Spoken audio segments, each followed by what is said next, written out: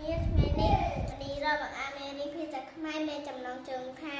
ទោសនៃគ្រឿងញៀនចែកជូនបងប្អូននិងមិត្តភក្តិទាំងអស់គ្នាស្ដាប់មេរៀនទី39ទោសនៃគ្រឿងញៀនអំណាចនៅពេលត្រឡប់ពីសាលារៀនវិញសុភ័ក្របានឃើញលោកកូបាកំពុងញ៉ាំខ្លួនបុរសម្នាក់ចូលក្នុងសាលាឃុំបុរសនោះមានរាងស្គមស្គាំង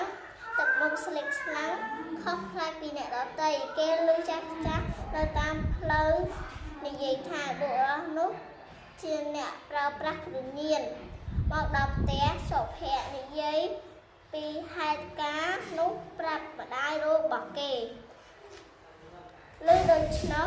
ម្ដាយសុភ័ក្របញ្យល់ថាការប្រើគ្រឿងញៀនមិនល្អទេកូននាំឲ្យ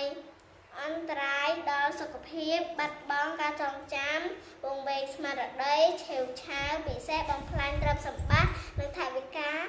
គ្រួសារថែមទៀតម្យ៉ាងទៀតគ្រឿងញៀនបង្កឲ្យមានអំពើចោរកម្មអំពើហិង្សាបាត់បង់ការងារឡាក់ដូច្នេះ